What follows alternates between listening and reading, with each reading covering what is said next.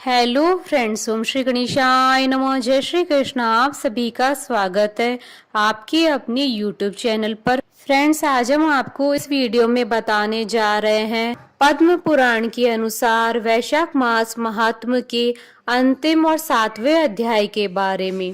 Friends, कल से वैशाख मास महात्म के स्कंद पुराण के अध्यायों का प्रारंभ होगा। फ्रेंड्स, वीडियो शुरू करने से पहले आपसे रिक्वेस्ट है, अगर आप हमारे चैनल पर नए हैं और आपने अभी तक चैनल को सब्सक्राइब नहीं किया है तो प्लीज सब्सक्राइब कीजिएगा चैनल को, साथ ही प्रेस कीजिएगा बेल आइकन को, जिससे नए वीडियो से रिलेटेड नोटिफिकेशन आपको तुरंत प्राप्त हो सके। और वीडियो पसंद आने पर वीडियो को लाइक और शेयर जरूर कीजिएगा ताकि सभी भक्तों को इस वीडियो का लाभ प्राप्त हो सके। और कॉमेंट बॉक्स में जय श्री कृष्ण जरूर लिखिएगा। वैशाख मास महात्म सब प्रकार के विघ्नों का नाश करने वाले तथा सारी सृष्टि का पालन करने वाले श्री गणेश जी, ज्ञान के दाता श्री सरस्वती जी तथा सब पुराणों के कर्ता श्री व्यास जी तथा श्री गुरुदेव के चरण कमलों में नमस्कार करके भगवान की श्रद्धा और भक्ति रस में डूबे हुए वैशाख मास महात्म की कथा कहती हूँ। वैशाख मास की कथा में जो राजा महिरथ की कथा बताई गई है, उसमें बताया गया है कि सबसे पहले यमराज कहते हैं, हे ब्राह्मण, पूर्व काल की बात है। महिरथ नाम से विख्यात एक राजा थे। उन्हें अपने पूर्व जन्म के पुण्यों के फलस्वरूप प्रचुर ऐश्वर्य और संपत्ति प्राप्त हुई थी, परंतु राजा राज्य लक्ष्मी का सारा भार मंत्री पर रखकर स्वयं विषय भोग में आसक्त हो रहे थे। वे न प्रजा की ओर दृष्टि डालते थे और न ही धन की ओर। धर्म और अर्थ काम भी कभी नहीं देखते थे। उनकी वाणी तथा उनका मन कामिनियों की क्रीड़ा में आसक्त था। राज्य के पुरोहित का नाम कश्यप था। जब राजा को विषयों में रमते हुए बहुत दिन व्यतीत हो गए, तब पुरोहित ने मन में विचार किया कि जो गुरु मोहवश राजा को अधर्म से नहीं रोकता है, वह भी उसके पाप का भागी होता है। यदि समझाने पर भी राजा अपने पुरोहित के वचनों की अवहेलना करता है तो पुरोहित निर्दोष हो जाता है। उस दशा में राजा ही सारे दोषों का भागी होता है। कश्यप बोले, राजन, मैं तुम्हारा गुरु हूँ, अतः धर्म और अर्थ से युक्त मेरे वचनों को सुनो। राजा के लिए यही सबसे बड़ा धर्म है कि वह गुरु की आज्ञा में रहे। गुरु की आज्ञा का आंशिक पालन भी राजाओं की आयु, लक्ष्मी तथा सौख्य को बढ़ाने वाला होता है। तुमने दान के द्वारा कभी ब्राह्मणों को तृप्त नहीं किया, भगवान श्री विष्णु की आराधना नहीं की, कोई व्रत, तपस्या तथा तीर्थ नहीं किया। महाराज, कितने खेद की बात है कि तुमने काम के अधीन होकर कभी भगवान के नाम का स्मरण नहीं किया। अबलाओं की संगत में पढ़कर विद्वानों की संगति नहीं की। जिसका मन स्त्रियों ने हर लिया, उसे अपनी विद्या, तपस्या, त्याग, नीति तथा विवेकशील चित्त से क्या लाभ हुआ। एकमात्र धर्म ही सबसे महान और श्रेष्ठ है, जो मृत्यु के बाद भी साथ जाता है। शरीर के उपभोग में आने वाली अन्य जितनी वस्तुएं हैं, ये सब यही नष्ट हो जाती है। धर्म की सहायता से ही मनुष्य दुर्गति से पार होता है। राजेंद्र, क्या तुम नहीं जानते, मनुष्य के जीवन का विलास जल की उत्ताल तरंगों के समान चंचल एवं अनित्य है। जिनके लिए विनय ही पगड़ी और मुकुट है, सत्य और धर्म ही कुंडल है तथा त्याग ही कंगन है, उन्हें जड़ आभूषणों की क्या आवश्यकता है। मनुष्य की निर्जीव शरीर को काठ और डेले के समान पृथ्वी पर फेंके उनके बंधु बांधव मुंह फेर कर चल देते हैं। केवल धर्म ही उसके पीछे पीछे जाता है। सब कुछ जा रहा है, आयु प्रतिदिन क्षीण हो रही है तथा यह जीवन भी लुप्त हो जा रहा है। ऐसी अवस्था में भी तुम उठकर भागते क्यों नहीं। स्त्री, पुत्र आदि, कुटुंब, शरीर तथा द्रव्य संग्रह, ये सब पराये हैं, अनित्य है, किंतु पुण्य और पाप अपने हैं। जब एक दिन सब कुछ छोड़कर तुम्हें विवशता पूर्वक जाना ही है, तो तुम अनर्थ में फंसकर अपने धर्म का अनुष्ठान क्यों नहीं करते हो। मरने के बाद उस दुर्गम पथ पर अकेले कैसे जा सकोगे, जहाँ न ठहरने के लिए स्थान, न खाने योग्य अन्न, न पानी, न राह खर्च, न राह बताने वाला कोई गुरु ही है। यहाँ से प्रस्थान करने के बाद तुम्हारे पीछे कुछ भी नहीं जाएगा, केवल पाप और पुण्य जाते समय तुम्हारे पीछे पीछे जाएंगे।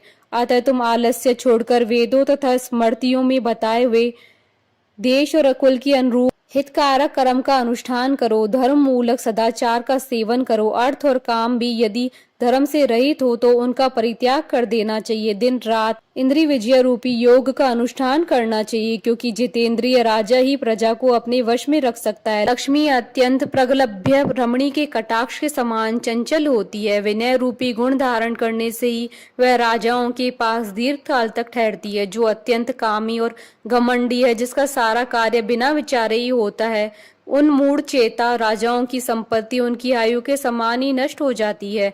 व्यसन और मृत्यु इनमें व्यसन को ही कष्टदायक बताया गया है। व्यसन में पड़े हुए राजा की अधोगति होती है और जो व्यसन से दूर रहता है वह स्वर्गलोक में जाता है। व्यसन व दुख विशेषता काम से ही उत्पन्न होते हैं, अतः काम का परित्याग करो। पापों में फंस जाने पर वैभव व भोग स्थिर नहीं रहते हैं, वह शीघ्र ही नष्ट हो जाते हैं। चलते रुकते जागते सोते समय भी इसका चित्त विचार में संलग्न नहीं रहता है, वह जीते जी मरे तुल्य है। विद्वान पुरुष विषय चिंता को छोड़कर समतापूर्ण स्थिर व व्यवहारिक युक्ति से परमार्थ का साधन करते हैं। जीव का चित्त बालक की भांति चपल होता है, अतः उसे बलपूर्वक काम लेना चाहिए। राजन, धर्म के तत्वदर्शी वृद्ध पुरुषों की बुद्धि का सारा ले पराबुद्धि के द्वारा अपने कुपथगामी चित्त को वश में करना चाहिए। लौकिक धर्म, मित्र, भाई, बंधु, हाथ पैरों का चलना, देशांतर में जाना, शरीर से कलेश उठाना तथा तीर्थ के लिए यत्न करना आदि कोई भी परम पद प्राप्ति में सहायता नहीं कर सकते। केवल परमात्मा में मन लगाकर उनका नाम जप करने से ही उस पद की प्राप्ति होती है। इसलिए राजन, विद्वान पुरुष को उचित है कि वह विषयों में प्रवृत्त हुए चित्त को रोकने के लिए यत्न करे। यत्न से वह अवश्य ही वश हो जाता है। यदि मनुष्य मोह में पड़ जाए और स्वयं विचार करने में असमर्थ हो जाए तो उसे विद्वान सुहृदों के पास जाकर प्रश्न करना चाहिए। वे पूछने पर यथोचित कर्तव्य का उपदेश देते हैं। कल्याण की इच्छा रखने वाले को हर एक उपाय से काम और क्रोध का निग्रह करना चाहिए, क्योंकि वे दोनों ही कल्याण का विघात करने के लिए उद्यत रहते हैं। हे राजन, काम बड़ा बलवान है, वह शरीर के भीतर रहने वाला महान शत्रु है। श्रेय की अभिलाषा रखने वाले पुरुष को उसके अधीन नहीं बोलना चाहिए, अतः विधि पूर्वक पालन किया हुआ धर्म ही सबसे श्रेष्ठ है। इसलिए तुम धैर्य धारण करके धर्म की आचरण करो। यह श्वास बड़ा चंचल है, जीवन उसी के अधीन है। ऐसी स्थिति में भी कौन मनुष्य धर्म के आचरण में विलंब करेगा। राजन, जो वृद्धावस्था को प्राप्त हो चुका है उसका चित्त भी इन निषिद्ध विषयों की ओर नहीं हटता। हाय, यह कितनी शोक की बात है पृथ्वीनाथ, इस काम के मोह में पड़कर तुम्हारी सारी उम्र व्यर्थ बीत गई है। अब भी तो अपने हित के साधनों में लगो। राजन, तुम्हारे लिए सर्वोत्तम हित की बात कहता हूँ, क्योंकि मैं तुम्हारा पुरोहित और तुम्हारे भले बुरे कर्मों का भागी हूँ। मुनीश्वरों ने ब्रह्म हत्या, सुरापान, चोरी, गुरुपत्नी गमन आदि महापातक बताए हैं। उनमें से मनुष्यों द्वारा मन, वाणी और शरीर से भी किए हुए जो पाप है उन्हें वैशाख मास समाप्त कर देता है। जैसे सूर्य अंधकार का नाश करता है, उसी प्रकार वैशाख मास पाप रूपी महान अंधकार को सर्वथा नष्ट कर डालता है। इसलिए तुम विधि पूर्वक वैशाख का व्रत पालन करो। राजन, मनुष्य वैशाख मास की विधि के अनुष्ठान द्वारा होने वाले पुण्य के प्रभाव से जन्म भर के लिए घोर पापों का परित्याग करके परम धाम को प्राप्त होता है। इसलिए महाराज, तुम भी इस वैशाख मास में प्रातः स्नान करके विधि पूर्वक भगवान मधुसूदन की पूजा करो। जिस प्रकार कूटने छांटने की क्रिया से चावल की भूसी छूट जाती है, मांजने से तांबे की कालिक मिट जाती है, उसी प्रकार शुभ कर्म का अनुष्ठान करने से पुरुष के अंतःकरण का मल धुल जाता है। राजा ने कहा, सौम्य स्वभाव वाले गुरुदेव, आपने मुझे वह अमृत पिलाया है जिसका आविर्भाव समुद्र से नहीं हुआ है। आपका वचन संसार रूपी रोग का निवारण तथा दुर्व्यसनों से मुक्त करने वाला द्रव्य भिन्न औषध है। आपने कृपा करके मुझे आज इस औषध का पान कराया है। विप्रवर सत्पुरुषों का समागम मनुष्य को हर्ष प्रदान करने वाला है। उनके पाप को दूर भगाने वाला तथा जरा मृत्यु का अपहरण करने वाली संजीवनी बूटी है। इस पृथ्वी पर जो जो मनोरथ दुर्लभ माने गए वे सब यहाँ साधुओं के प्रसंगों के संग से प्राप्त हो जाते हैं। जो पापों का अपहरण करने वाली सत्संग की गंगा में स्नान कर चुका है, उसे दान, तीर्थ सेवन, तपस्या तथा यज्ञ करने की क्या आवश्यकता है। प्रभु, आज के पहले मेरे मन में जो जो भाव उठते थे वे सब केवल काम सुख के प्रति लोभ उत्पन्न करने वाले थे, परंतु आज आपके दर्शन से तथा वचन सुनने से उसमें विपरीत भाव आ गया है। मूर्ख मनुष्य एक जन्म के सुख के लिए हजारों जन्मों का सुख नष्ट करता है और विद्वान पुरुष एक जन्म से हजारों जन्म मना लेता है। हाय हाय, कितनी खेद की बात है कि मुझ मूर्ख ने अपने मन को सदा काम जनित रस के अवसादन सुख में ही फंसाए रखने के कारण कभी कुछ भी आत्म कल्याण का कार्य नहीं किया। अहो, मेरे मन का कैसा मोह है जिससे मैंने स्त्रियों की फेर में पड़कर अपनी आत्मा को घोर विपत्ति में डाल दिया, जिसका भविष्य अत्यंत दुखमय है, जिसे पार पाना बहुत कठिन है। भगवान, आपने स्वतः संतुष्ट होकर अपनी वाणी से आज मुझे मेरी स्थिति का बोध करा दिया। अब उपदेश देकर मेरा उद्धार कीजिए। पूर्व जन्म में मैंने कोई पुण्य कर्म किया था जिससे आपने मुझे बोध कराया है। विशेषतः आपके चरणों की धूलि से आज मैं पवित्र हो गया हूँ। वक्ताओं में श्रेष्ठ, अब आप मुझे वैशाख मास की विधि बताइए। कश्यप जी बोले, राजन, बुद्धिमान पुरुष को चाहिए कि वह बिना पूछे अथवा अन्याय पूर्वक पूछने पर भी किसी को उपदेश न दे। लोक में जानते हुए भी जड़वत अनजान की भांति आचरण करे, परंतु विद्वानों, शिष्यों, पुत्रों तथा श्रद्धालु पुरुषों को उनके हित की बात कृपा पूर्वक बिना पूछे भी बतानी चाहिए। राजन, इस समय तुम्हारा मन धर्म में स्थित हुआ है, अतः तुम्हें वैशाख स्नान की उत्तम व्रत का पालन कराऊंगा। तदंतर पुरोहित कश्यप ने राजा महिरथ से वैशाख मास में स्नान, दान तथा पूजन कराया।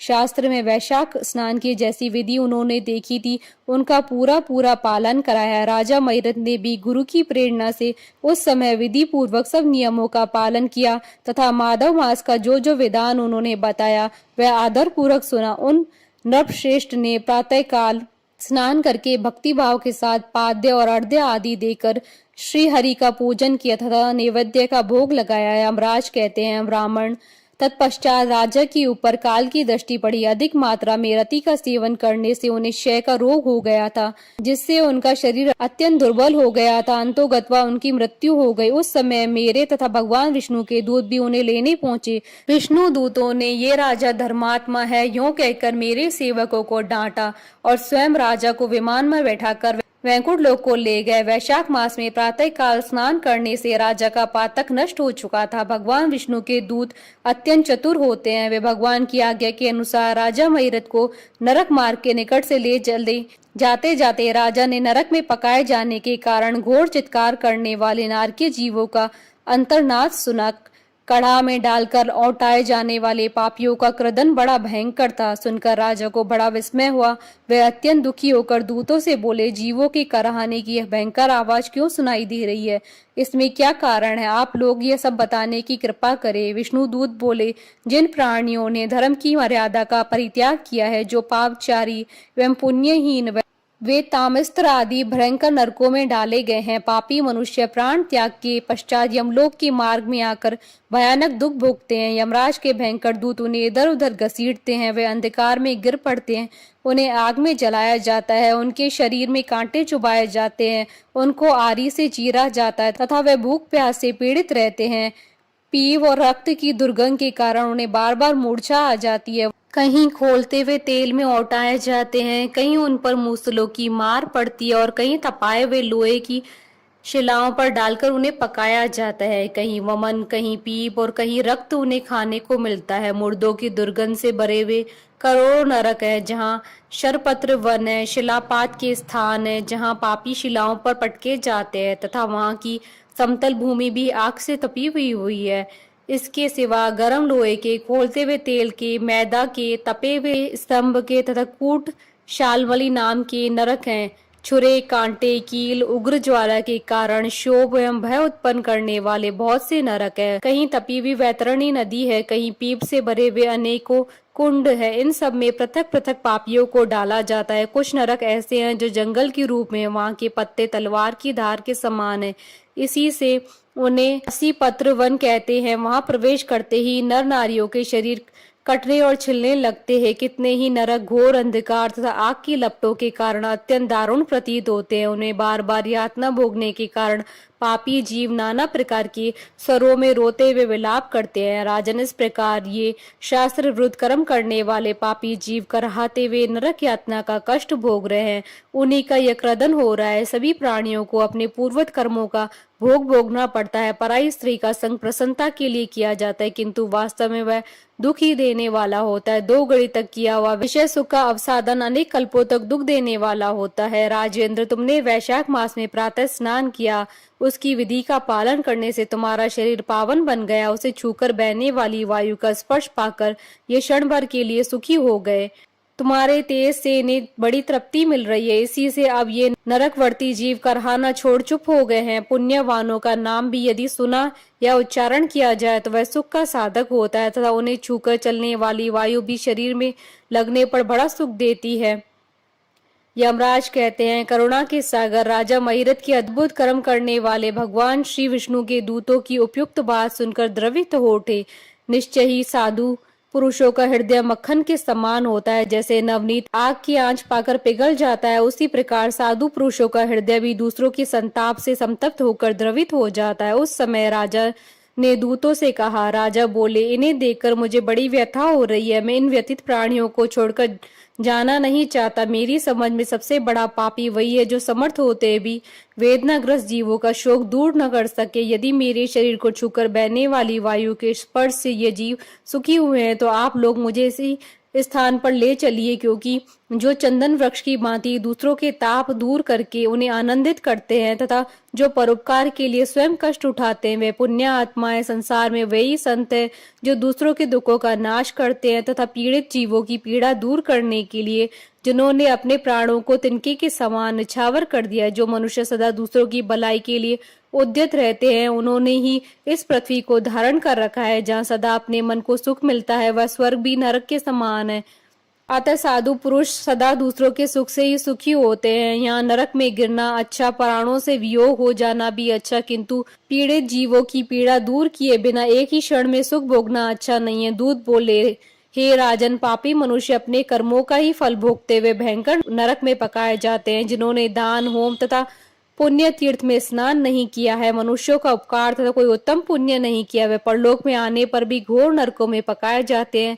जिनका शील स्वभाव दूषित है, जो दुराचारी है, व्यवहार में निंदित है, दूसरों की बुराई करने वाले एवं पापी हैं, वे नरकों में पड़ते हैं। जो पापी अपने मर्म भेदी वचनों से दूसरों का हृदय विदीर्ण कर डालते हैं तथा जो पराई स्त्री के साथ विहार करते हैं, वे नरकों में पकाए जाते हैं। महाभाग भूपाल, आओ अब भगवान के धाम को चलो, तुम पुण्यवान हो, अतः तुम्हारा यहाँ ठहरना उचित नहीं है। राजा ने कहा, विष्णु दूतगण, यदि मैं पुण्यात्मा हूँ तो इस महाभयंकर यातना मार्ग में कैसे लाया गया? मैंने कौन सा पाप किया था तथा किस पुण्य के प्रभाव से मैं विष्णु धाम को जाऊंगा? आप लोग मेरे इस संशय का निवारण करो। दूत बोले, राजन, तुम्हारा मन काम के अधीन हो गया था, इसलिए तुमने कोई पुण्य यज्ञ अनुष्ठान अथवा यज्ञ विशिष्ट अन्न का भोजन नहीं किया, इसलिए तुम्हें इस मार्ग से लाया गया। किंतु लगातार 3 वर्षों तक तुमने अपने गुरु की प्रेरणा से वैशाख मास में विधि पूर्वक प्रातः स्नान किया तथा महापापों और अति पापों की राशि का विनाश करने वाले भक्त वत्सल विश्वेश्वर भगवान मधुसूदन की भक्ति पूर्वक पूजा की। यह सब पुण्यों का सार है। केवल एक ही पुण्य से तुम देवताओं द्वारा पूजित होकर श्री विष्णु धाम को ले जाए जा रहे हो। नरेश्वर, जैसे एक ही चिंगारी पड़ जाने से तिनकों की राशि भस्म हो जाती है, उसी प्रकार वैशाख में प्रातः स्नान करने से पाप राशि का विनाश हो जाता है। जो वैशाख में शास्त्रोयुक्त नियमों से युक्त होकर स्नान करता है, वह हरि भक्त पुरुष अति पापों के समूह से छुटकारा पाकर विष्णु पद को प्राप्त होता है। यमराज कहते हैं, ब्राह्मण, तब दया सागर राजा ने उन जीवों के शोक से पीड़ित हो भगवान श्री विष्णु के दूतों से विनय पूर्वक कहा, साधु पुरुष प्राप्त हुए ऐश्वर्य का, गुणों का तथा पुण्य का ही यही फल मानते हैं कि इनके द्वारा कष्ट में पड़े हुए जीवों की रक्षा की जाए। यदि मेरा कुछ पुण्य है तो उसी के प्रभाव से ये नरक में पड़े हुए जीव निष्पाप होकर स्वर्ग को चले जाएं और मैं उनकी जगह नरक में निवास करूंगा। राजा के ऐसे वचन सुनकर श्री विष्णु के मनोहर दूत उनके सत्य और उदारता पर विचार करते हुए इस प्रकार बोले, राजन, इस दया रूप धर्म के अनुष्ठान से तुम्हारे संचित धर्म की विशेष वृद्धि हुई है। तुमने वैशाख मास में जो स्नान, दान, जप, होम, तप तथा देव पूजन आदि कर्म किए हैं, वे अक्षय फल देने वाले हो गए हैं। जो वैशाख मास में स्नान दान करके भगवान का पूजन करता है, वह सब कामनाओं को प्राप्त होकर श्री विष्णु धाम को जाता है। एक और तप, ध्यान और यज्ञ आदि की शुभ क्रियाएं और एक और विधि पूर्वक आचरण में लाया हुआ वैशाख मास का व्रत हो। यह वैशाख मास ही महान है। राजा, वैशाख मास के एक दिन का भी जो पुण्य है वह तुम्हारे लिए सब दानों से बढ़कर है। दया के समान धर्म, दया के समान तप, दया के समान दान और दया के समान कोई मित्र नहीं है। पुण्य का दान करने वाला मनुष्य सदा लाख गुना पुण्य प्राप्त करता है। विशिष्ट तुम्हारी दया के कारण धर्म की अधिक वृद्धि हुई है। जो मनुष्य दुखित प्राणियों का दुख से उद्धार करता है, वही संसार में पुण्यात्मा है। उसे भगवान नारायण के अंश से उत्पन्न समझना चाहिए। वीर, वैशाख मास की पूर्णिमा को तीर्थ में जाकर जो तुमने सब पापों का नाश करने वाला स्नान दान आदि पुण्य किया है, उसे विधिवत भगवान श्री हरि को साक्षी बनाकर 3 बार प्रतिज्ञा करके इन पापियों के लिए दान कर दो, जिससे ये नरक से निकलकर स्वर्ग को चले जाएं। हमारा तो ऐसा ही विश्वास है कि पीड़ित जंतुओं को शांति प्रदान करने से जो आनंद मिलता है उसे मनुष्य स्वर्ग और मोक्ष से भी नहीं पा सकता है। सौम्य, तुम्हारी बुद्धि दया दान में दृढ़ है, इसे देखकर हम लोगों को भी उत्साह होता है। राजन, यदि तुम्हें अच्छा जान पड़े तो अब बिना विलंब किए इन्हें वह पुण्य प्रदान करो जो नरक यातना के दुख को दग्ध करने वाला है। विष्णु दूतों के यूं कहने पर दयालु राजा महीरथ ने भगवान गदाधर को साक्षी मानकर 3 बार प्रतिज्ञा पूर्वक संकल्प करके उन पापियों के लिए अपना पुण्य अर्पण कर दिया। वैशाख मास के एक दिन के ही पुण्य का दान करने से सभी जीव यम यातना के दुख से मुक्त हो गए। फिर अत्यंत हर्ष में भरकर वे श्रेष्ठ विमान पर आरूढ़ हुए और राजा की प्रशंसा करते हुए उन्हें प्रणाम कर स्वर्ग को चले गए। इस दान से राजा को विशेष पुण्य की प्राप्ति हुई। मुनियों और देवताओं का समुदाय उनकी स्तुति करने लगा तथा वे जगदीश्वर श्री विष्णु के पार्षदों द्वारा अभिवंदित होकर उस परम पद को प्राप्त हुए जो बड़े बड़े योगियों के लिए भी दुर्लभ है। द्विज श्रेष्ठ, ये वैशाख मास और पूर्णिमा का कुछ महात्मा जहाँ थोड़े में बतलाया गया, यह धन यश आयु तथा परम कल्याण प्रदान करने वाला है। इतना ही नहीं, इससे स्वर्ग तथा लक्ष्मी की प्राप्ति होती है। यह प्रशंसनीय महात्मा अंतःकरण को शुद्ध करने वाला, पापों को धो डालने वाला है। माधव मास का यह महात्मा भगवान माधव को अत्यंत प्रिय है। राजा महीरथ का चरित्र, हम दोनों का संवाद सुनने पढ़ने तथा विधि पूर्वक अनुमोदन करने से मनुष्यों को भगवान की भक्ति प्राप्त होती है, जिससे समस्त कलेशों का नाश होता है। सूत जी कहते हैं, धर्मराज की यह बात सुनकर वह ब्राह्मणों ने प्रणाम करके चला गया। उसने भूतल पर प्रतिवर्ष स्वयं तो वैशाख स्नान की विधि का पालन किया है ही, दूसरों को भी कराया। यह ब्राह्मण और यम का संवाद मैंने आप लोगों को वैशाख मास के पुण्य में स्नान के प्रसंग से सुनाया है। जो एकचित होकर वैशाख मास के महात्मा का श्रवण करता है वह सब पापों से मुक्त होकर श्री विष्णु के परम पद को प्राप्त करता है। इति श्री पद्म पुराण अंतर्गत वैशाख स्नान महात्म्य संपूर्ण हुआ। बोलिए भगवान विष्णु की जय, सनातन धर्म की जय। हमारे साथ इस वीडियो में अंत तक बने रहने के लिए आपका धन्यवाद। ओम श्री गणेशाय नमः। जय श्री कृष्ण।